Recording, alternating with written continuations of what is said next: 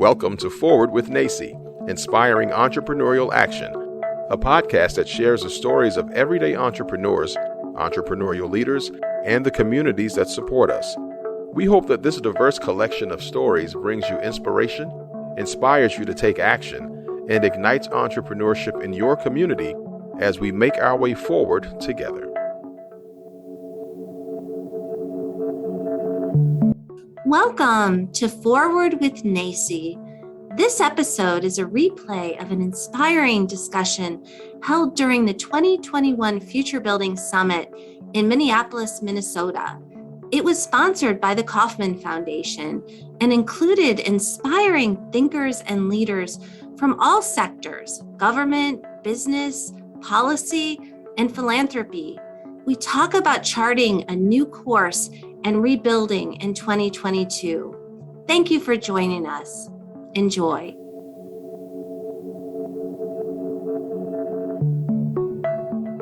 So we are coming back again to Impact Ed, which is the book that we wrote collaboratively as a community.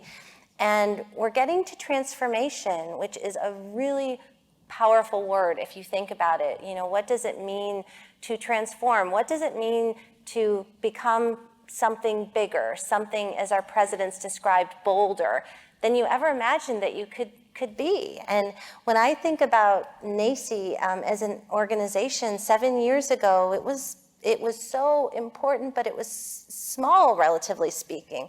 Just a couple of staff, some really, really enthusiastic volunteers and colleges. But by aligning with partners like all of the people that you've heard in this room, and by getting support from government through some of our government grants, through foundation partners, we've grown as a network. We've not only grown wide, but we've grown deep. So at the same time that I started my journey at NACCE as the president and CEO, not too long after I met both of you, along with my mentor, I'll call him now, because he agreed that he would mentor me as I'm trying to mentor others, Phil Weilerstein, who's the president and CEO of VentureWell. So I know he is going to be joining us here in a moment for the conversation as well. So I want you to begin, and either one of you, because you are husband and wife and you love each other very much, which is a wonderful way to spend your retirement years. And there's Phil. So good. Thank you for joining us, Phil. It's great to be here, and I see the VentureWell logo. So as we start this conversation on transformation, we're looking in a bold way, in a big way, about not just focusing on the problems, looking at them as opportunity and what we're going to do. So we're going to start, because we have a few more minutes, because everybody was so disciplined in the first part. We're going to begin with the Weismillers. Tell us a little bit about your story. How did you come together, and how did that sort of result in this Everyday Entrepreneur Venture Fund that we've been hearing about this morning through the student stories? Well, I'll start, if you will. I had been involved with a local community college in Norwalk, Connecticut for many years, including serving as president of the foundation board. So I became incredibly enamored and attached to the community college student population. I sort of talked Chip into mentoring some students, I think 20 of them, as soon as he retired, just to make sure he was kept busy. And after that experience, and after he did sell out his last company, we looked at each other and said, you know, there's got to be more out there in life. We really want to give back in a meaningful way, and we both agreed that doing something for community college students was where we wanted to focus. Well, you use the word transformation. To me, the word transformation is an action word. And so we had to sit down and decide, what can we do of our time, talent, and treasure to create a positive action for these entrepreneurs. And in the 18 to 20 mentoring program that I did that year, it became very apparent to me that we were launching these entrepreneurs. I shared this with Stuart the other morning. It's as though we're sometimes building rocket, but there's no rocket launch pad. Okay? Yeah, they're ready, they got their ideas, but they go from one pitch to another with no coherent plan of execution. They lack the capital, they lack the right kind of mentors, and so their vision can become a source of frustration. And so we said, well, that's ridiculous. And in most cases, these are the everyday entrepreneur profile of student is mostly a service business, relatively low capital. I think the average capitalization was $10,000 to $15,000. But that's a lot of capital if you have zero. And you can't start a business with zero. You can bootstrap a lot. So we said, oh my gosh, why don't we do a pilot?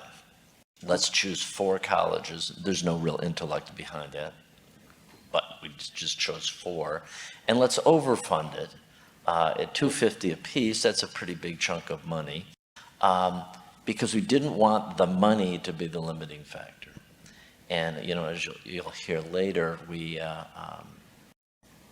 some of the schools did better jobs at other things, but we took the chaos of the environment that the student graduates into, the economic chaos, and tried to put together a coherent, clear, relatively linear platform on how you can actualize and transform the idea into a reality.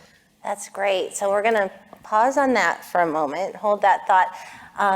So Phil, I think you and I met for the first time probably 6 or 7 years ago, shortly after I started my job, and I was looking at VentureWell as an organization that really grew up and expanded and has done all this impactful work over many years. So you went from being relatively small to taking some really bold moves. So as we've sort of started our journey and have had conversations, I would love for you to share a little bit about your background, start to tell us a little bit about VentureWell, and as we were discussing our relationships with NACCE and with the colleges and with each other, maybe talk a little bit about trust and collaboration, what that's meant to you and your work at VentureWell.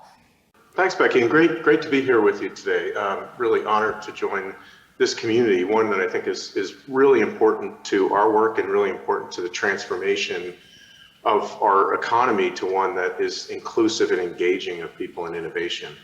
I got started in this work after involvement as an entrepreneur. I started a company out of college with my advisor, and we took that company public and then went on to participate and found other ventures. And at the time that we were getting started with this, I was looking for an opportunity to do something that would have greater impact and meaning, but that was focused on entrepreneurship. And I was very fortunate to engage at the right time in the right place with our visionary founder, Jerry Lemelson, who is a philanthropist, an inventor, and he and his family and his wife, Dorothy, as his partner in this, had a vision for creating an organization that would engage higher education and creating pathways that would enable people to find their opportunity, find their potential, and realize economic prosperity through science and technology-based invention, innovation, and entrepreneurship to scale and create impact with those ideas on society. So we've been engaged for 25 years in sort of building out that vision. I'm the functional founder, I guess, in the sense of creating an organization that started very small. We were fortunate to have the partnership of a funder and to have the support of an academic community to get going.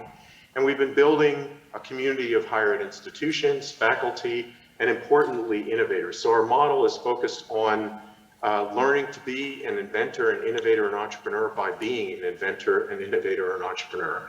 And we've created programming for capacity development in higher education to engage faculty in creating environments where people can learn about and cross some of the chasms that the prior panel was describing in actually being able to go from thinking about doing something with your ideas and making it a material manifestation that's going to make something happen in the world to actually doing it. And so we've started with programs that create the opportunity for people to learn, and then connect them with learning opportunities and funding, importantly. And I think I would agree with what Chip was saying about it isn't a huge amount of money that's necessary to get somebody started on something.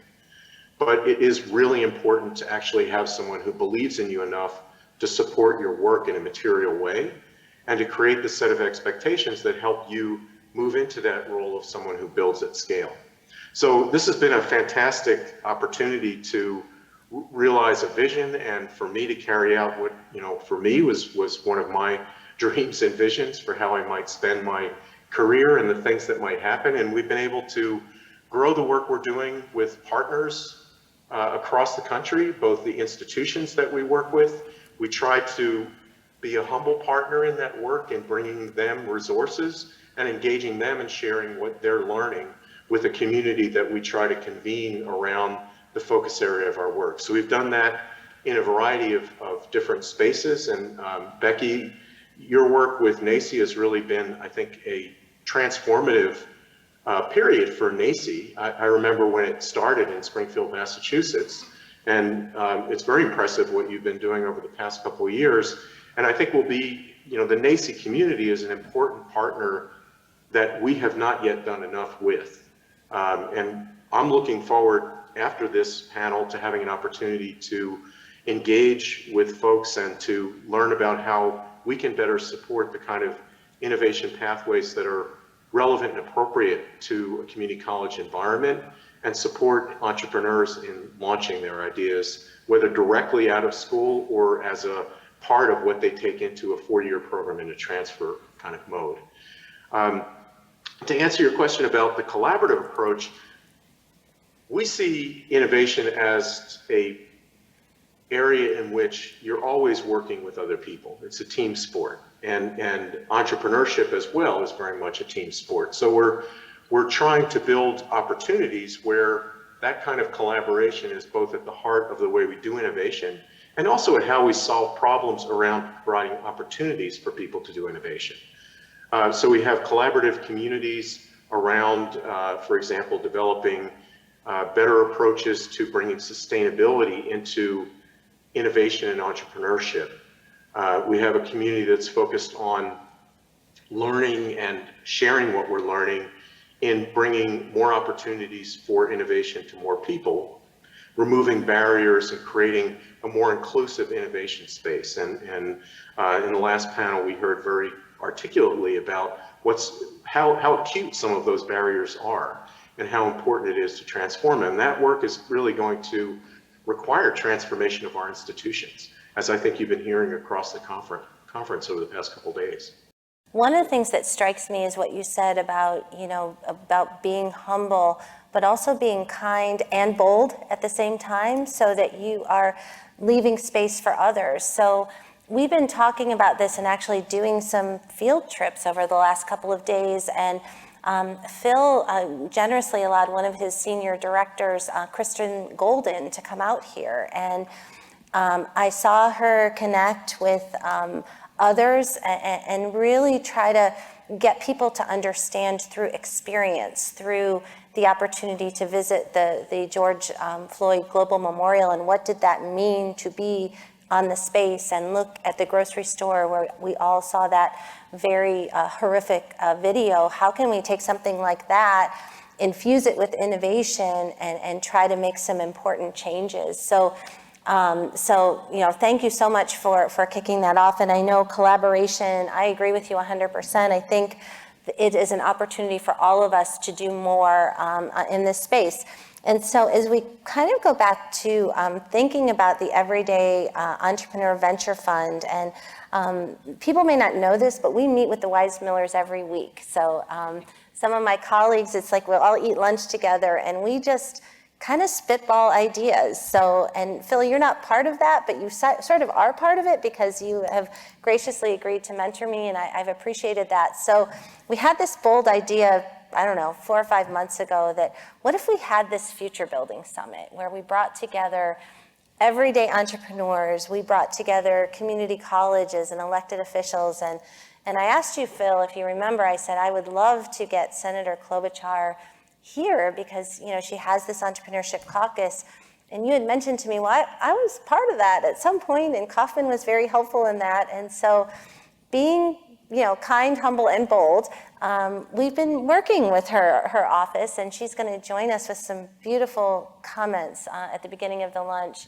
And I think what it speaks to is kind of that power of possibility, of seeing potential where other people don't see it. Chip, you've seen that with your businesses, right? You've had some that have been grandly successful and some like that. And so maybe we could pivot. But it's interesting. I was thinking when we were talking about it takes a team to pull it together. All my failed ventures were ones I did on my own. I was ego-driven. I was no sense of humility. And it was only when I got my butt kicked multiple times and realized I need the benefit and the help and the love and the support of others that things started to turn.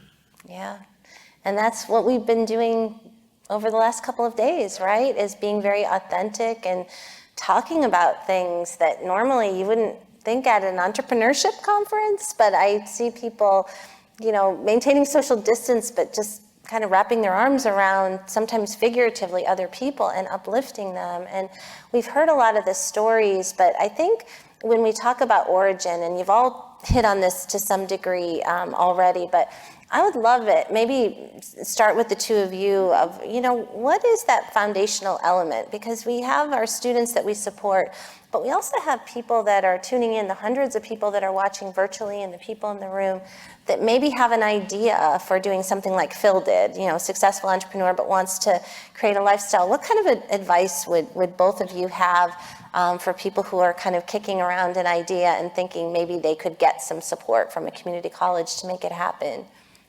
Sure, I'll be happy to kick off. I think our answers may be a bit different just based on our professional experiences.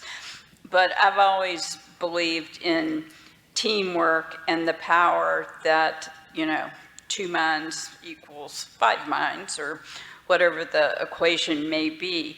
And what we are trying to do in a launch pad is providing the community college students an opportunity to launch a business. But the power of teamwork and community, you can't say enough about. We heard from Judith at Middlesex a few minutes ago about how they had really tapped into all the different local organizations and redevelopment initiatives in that area.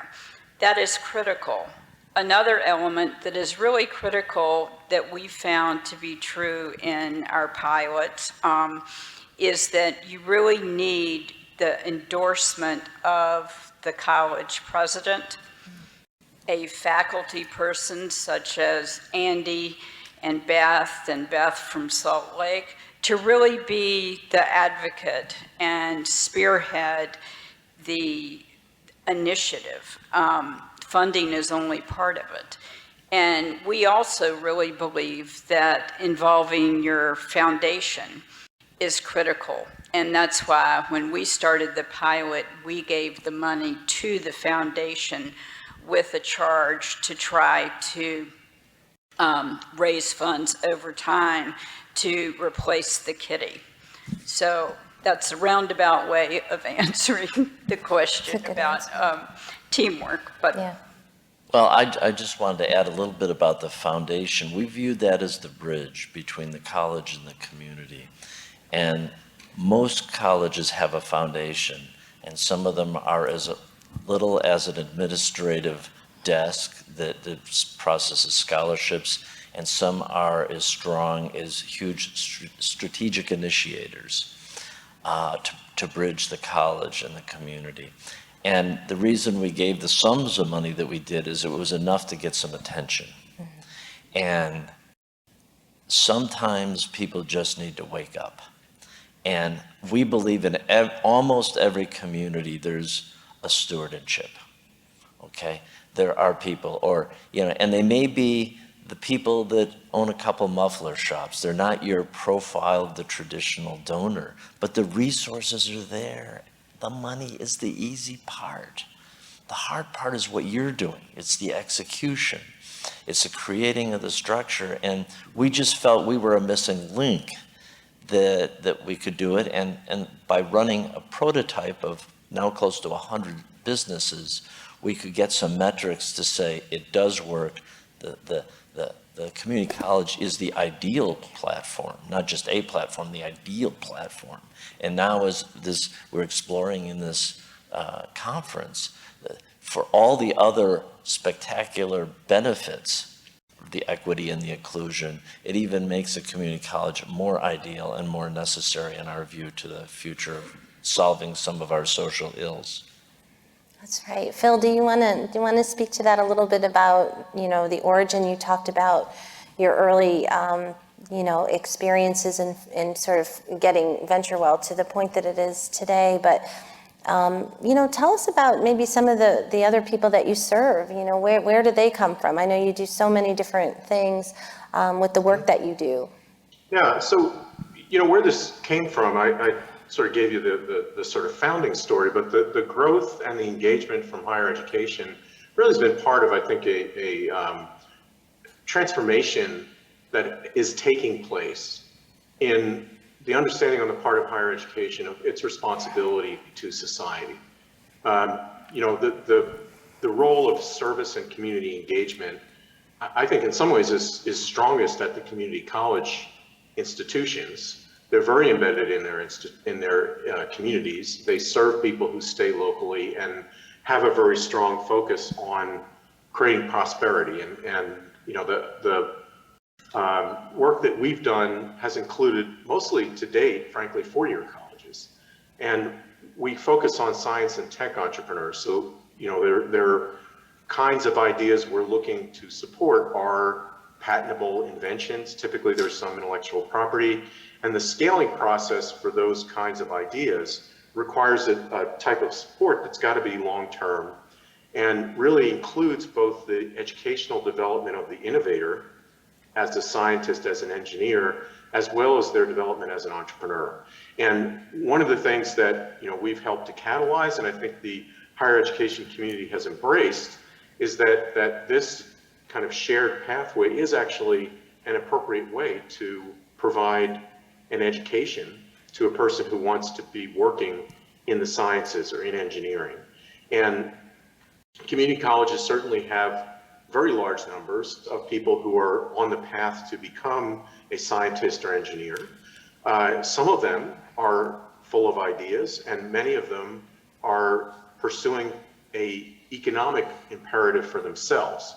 And so I think when you couple those things together, that's actually pretty powerful. And we're looking to bring people like that into our programs. We have many founders who originated their idea or at least their educational career, and perhaps even the idea that they wound up launching while they were in a two-year institution. So one of the things that's really important, I think, is to create transfer pathways that are actually focused around innovation and that connect to the existing capacity in four-year institutions that includes both training but also access to science incubators and so forth. And it doesn't necessarily need to run through the classroom, frankly. It needs to run through the innovation path. And we're experimenting and have funded a few projects to do that. The Lemelson Foundation is actually doing some really groundbreaking work on a regional basis in this work. Rachel Jagoda is the lead in the foundation on that work, as well as creating opportunities for discovery that are really tailored to a community college environment, like the Invent Teams program, which is now moving from high school into the community colleges world. So there's a lot of great stuff happening, but our work has focused on trying to create paths that can scale. And so to give you a sort of a historical view of this, we started out with 20 or 30 innovators per year. We're now working with thousands of innovation teams per year at different stages. And those companies launch, have very high success rates, and are raising substantial amounts of private capital. So, in the approaching $1 billion by student-founded companies. We've also had the opportunity to work with the science funding agencies And there's a really interesting opportunity emerging around some of the models that have developed and the capacity that's being created by higher education communities, including community colleges, around the I-Corps program. And if our hopes and dreams for the current funding bills going through Congress are realized, there will be substantial additional resources available to bring more institutions into that and to do it in a way that's building around regions and communities. And so I'm very excited about what the future holds for these programs. I think there's a huge amount of untapped potential, both people who haven't gotten involved or have been excluded, as well as institutions that haven't developed the capacities yet to their fullest. And the work that Stuart and Chip are doing is really inspiring. I mean, the vision and the boldness and the willingness to invest in and direct resources to people who, typically you wouldn't fund. When we were, setting up for this, Chip was describing an example of funding an entrepreneur who was living in their car.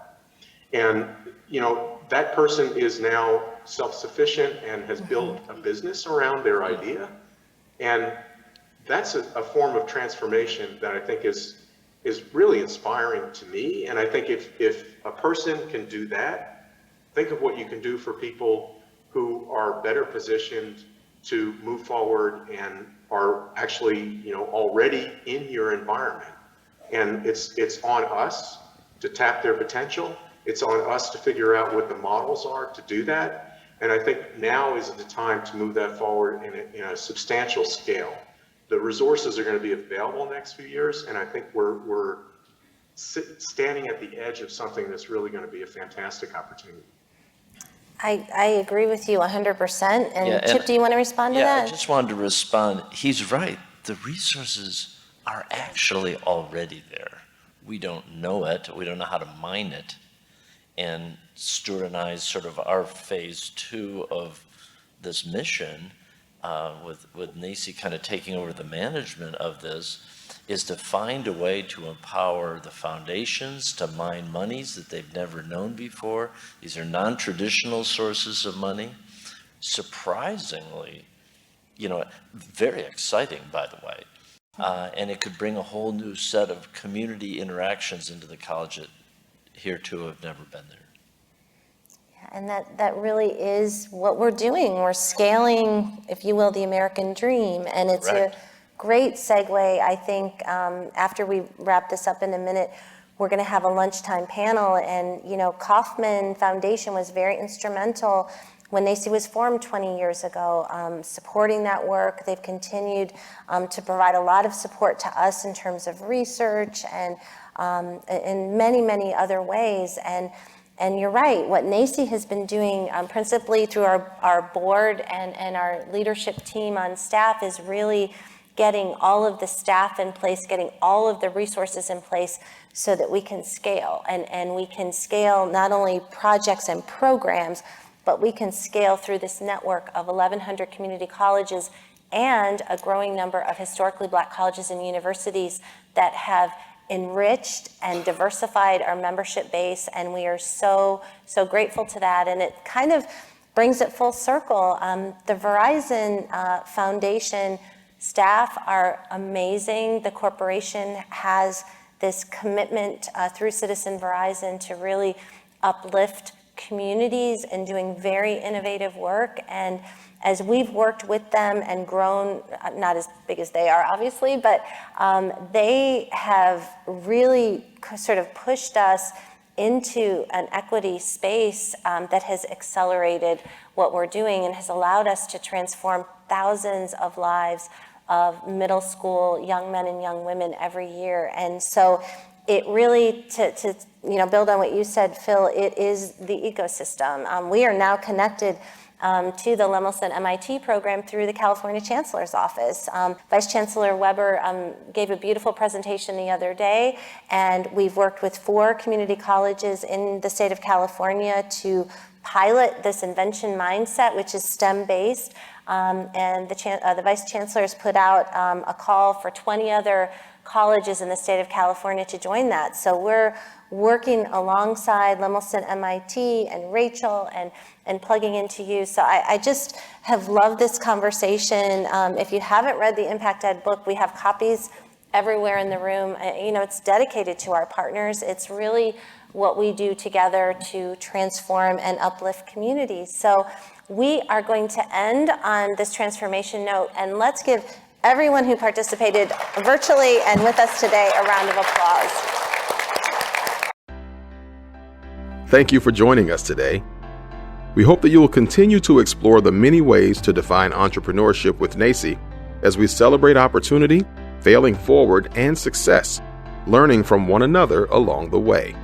Subscribe to this podcast on your favorite platform and follow at NACCE on social media, and learn more about us at nacce.com/podcast. Stay tuned for a new episode each week. We look forward to making our way forward together with you. Have you heard about our latest book, Impact Ed: How Community College Entrepreneurship Creates Equity and Prosperity? This is our roadmap for building back better in 50 states and globally. In each chapter, we share the inspiring stories of everyday entrepreneurs and explain how community colleges play a crucial role in their success. Visit us at nacce.com/impacted to order your copy now and join us in this work. Are you curious about what's coming up next in the NACCE community? Join us on the second Wednesday of every month at 12 p.m. Eastern to set yourself up to be productive and impactful with NACCE by your side. We'll share about events, ways to get involved, and we'll have an open conversation featuring questions you're asking or problems you're facing. So join us on the second Wednesday at 12 p.m. Eastern for Up Next with NACCE. More information at nacce.com/upnext.